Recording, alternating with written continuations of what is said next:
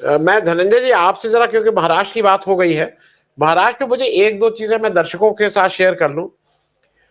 जो आज की स्थिति है, आज की स्थिति ये थी कि जब 2019 का इलेक्शन हुआ था तो कांग्रेस 288 में 44 सीट जीती थी, यूनाइटेड शिवसेना 56 और एनसीपी जो शरद पवार साहब की पार्टी है 54।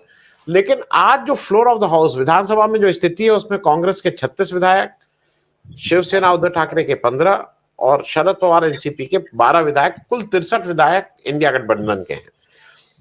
मैं जरा आपसे ये धनंजय जी प्रश्न ये है कि लोकसभा इलेक्शन में सीट का कन्वर्जन सबसे अच्छा शरद पवार की एनसीपी ने किया, 10 में से 8 जीते, कांग्रेस 17 में से 13 जीते, शिवसेना उद्धव ठाकरे 21 में से 9 जीते। अब आपको मैं जो जो प्रश्न है कि आपको क्या लगता है कि महाराष्ट्र चुनाव में जो स्ट्रॉन्ग कांग्रेस रहती, अगर वो हरियाणा इलेक्शन जीत के आ रही होती तो वो थोड़ा ज्यादा ताकतवर रहती, वो ओवरऑल महाविकास गठबंधन मतलब एमबीए के लिए ज्यादा फायदेमंद है, या एक ऐसी कांग्रेस जो अपनी सीटें को छोड़ने को तैयार है, करना ही पड़ेगा उसको, वो ज्यादा इस समय उसको लगता है अहमियत कि भाई इंडिया गठबंधन को यहाँ पे जीतना ही जीतना है महाराष्ट्र में। आपके हिसाब से कांग्रेस इस समय की कांग्रेस, या अगर कांग्रेस हरियाणा में इलेक्शन जीत के आ रही होती वो कांग्रेस, ओवरऑल विपक्ष के लिए, इंडिया गठबंधन के लिए बेहतर स्थिति क्या रहती? धनंजय भाई। हरियाणा में जो हुआ उसका बहुत ज्यादा असर महाराष्ट्र में नहीं है, और उसकी वजह यह है कि जैसा शीतल भाई ने पहले कहा या आपने भी शुरुआत में कहा कि जो जहां अकेले लड़ती है वहां अलग स्थिति है, जहां पे रीजनल पार्टियां साथ में होती है वहां अलग स्थिति है। तो यहाँ पे अगर लोकसभा चुनाव की ही बात करें तो वोट प्रतिशत अगर देखें तो कांग्रेस को 13 सीटें मिली थी, 17% वोट मिली थी, और शिवसेना उद्धव ठाकरे को 9 सीटें मिली थी और 16.9 यानी लगभग 17% वोट उनको भी मिला था। बीजेपी को 26% वोट मिले थे, शरद पवार जी को 10% वोट मिले थे, और जो शिवसेना शिंदे है उनको 13% वोट मिले थे। तो यहाँ पे जो स्थिति है मुझे लग रहा है कि हरियाणा का बहुत ज्यादा असर यहाँ होने वाला नहीं है, और उसकी वजह यह है कि केवल कांग्रेस नहीं है, यहाँ पे कांग्रेस भी है, यहाँ पे शिवसेना उद्धव ठाकरे भी है, और यहाँ पे शरद पवार भी। शरद पवार सबसे बड़ा चेहरा है महाराष्ट्र में अभी भी, महाविकास अघाड़ी जो है उसका सबसे बड़ा चेहरा शरद पवार है। और आपने जो कहा कि शरद पवार को बेहतर सफलता मिली, 10 सीटों पर लड़े थे और उनको 8 सीटों पर सफलता मिली, 80% उनकी सफलता दर था। तो अभी भी वो शरद पवार ही हैं, भले उनकी पार्टी को कम सीटें दी जा रही, 80 सीटों पर साथ लड़ने की बात की जा रही है कि जो शरद पवार जी की पार्टी 80 सीटों पर लड़ेगी और कांग्रेस और शिवसेना 100 सीटों पर लड़ेगी, ये अब तक तय हुआ 288 है, 280 में ये है, बाकी 8 सीटें जो है छोटी रीजनल पार्टियों को दिया जाएगा। इसमें देखिए शरद पवार का जो समीकरण है वो लोकसभा चुनाव में भी दिखाई पड़ा कि समीकरण आपने सीटों का गिना दिया हिसाब की अभी जो मौजूदा विधानसभा में स्थिति है उसमें 63 सीट के आसपास जो है तीनों महाविकास अघाड़ी के पास है। लेकिन लोकसभा चुनाव को अगर आप देखें तो बीजेपी कहां से कहां गिर गई, 26% वोट बीजेपी को मिला, कोई सोच ही नहीं सकता है। अब झारखंड भी जाइए तो झारखंड में जो है मैं देख रहा था कि जो वोट है इस लोकसभा चुनाव में वो है 45% वोट है झारखंड में, 45% वोट है। भले 8 ही सीटें मिली, 3 सीटें जेएमएम को मिली, 2 सीट कांग्रेस को मिली, कांग्रेस को 39.5% वोट मिले थे और जेएम को 14.8%, मतलब 34% दोनों को मिला दीजिए तो, और बीजेपी को 45% वोट मिले थे। महाराष्ट्र में वो स्थिति नहीं है, महाराष्ट्र में, और इसलिए आप देखिए कि सबसे ज्यादा प्रयोग जो है बीजेपी ने महाराष्ट्र में किया, सबको तोड़ा, सबको ये किया, सबको किया, लेकिन बावजूद इसके आज भी बीजेपी इस स्थिति में नहीं है जहां श्योर कर सके। और जिस तरह के ध्रुवीय चुनाव हुए हरियाणा में, यहाँ ध्रुवीय चुनाव तो है लेकिन यहाँ 2 गठबंधन है, महाविकास अघाड़ी है और महायुति है, कांग्रेस वर्सेस बीजेपी नहीं है यहाँ। तो उसमें महाविकास अघाड़ी के जो घटक दल हैं वो तीनों घटक दल अपने आप में मजबूत है और तीनों के अलग अलग वोट बैंक है। अगर मराठा की बात करें, जिससे कि वहां समझिए जाट वर्सेस नॉन जाट कर दिया उन लोगों ने, वहां पे एक तरह से प्रेजेंट किया गया, प्ले किया गया।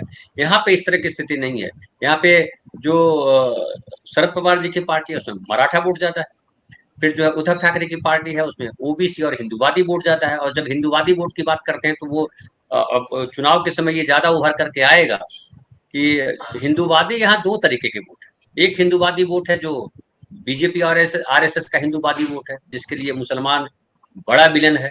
दूसरी तरफ शिवसेना जो दावा करती रही, खास करके अब जो शिवसेना है वो कह रही है कि हम छत्रपति शिवाजी वाले हिंदुत्व वाले हैं, जिसमें मुसलमानों को भी उतना ही सम्मान है।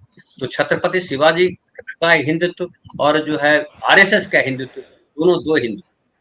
और छत्रपति शिवाजी महाराज की मूर्ति गिर गई, उसमें भ्रष्टाचार की जो बात हुई, तो भ्रष्टाचार भी एक बाकी जगहों पे बड़ा एक, देखिए खर्ची और पर्ची हरियाणा में खूब चला, बोला खर्ची और पर्ची बीजेपी ने खूब उठाया।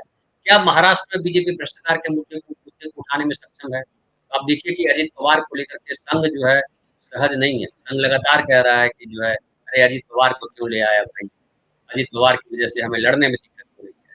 और जो 2024 का लोकसभा चुनाव हुआ, इसमें बाकायदा फडणवीस तक ने बोला, और अभी तक अजित पवार जो है किधर है ये पता नहीं चलता। महायुति के साथ है या कब छोड़ करके चले जाएंगे तो समझ में नहीं आया। तो ये भटकाव की स्थिति महायुति के तीसरे घटक के साथ है। फिर जो है शिंदे को अभी भी लीडर मान के चला जा रहा है। दूसरी एक और बात मैं कहूँ कि हरियाणा में ठीक है बीजेपी जीत गई, लेकिन कहीं मोदी जी की चर्चा हो रही है क्या, मोदी की वजह से जीत? कहीं मुझे नहीं, कहीं चर्चा मैंने सुनी कि मोदी की वजह से हरियाणा में जीत गई। वो ईवीएम आ रहा है, वो कांग्रेस के भीतर गुटबंदी वो आ रहा है, लेकिन मोदी जी की करिश्मा काम कर गया वो कहीं दिखाई नहीं पड़ रहा।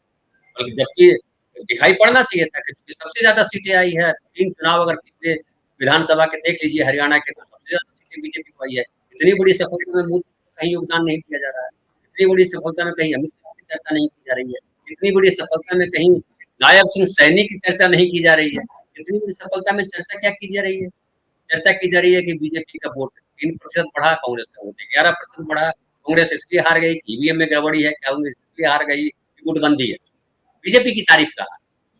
महाराष्ट्र में भी वही स्थिति है। महाराष्ट्र में इसका फायदा नहीं दिखता दिखाई पड़ता है कि महाराष्ट्र में मोदी जी या देवेंद्र फडणवीस या अमित शाह कुछ काम कर पाए।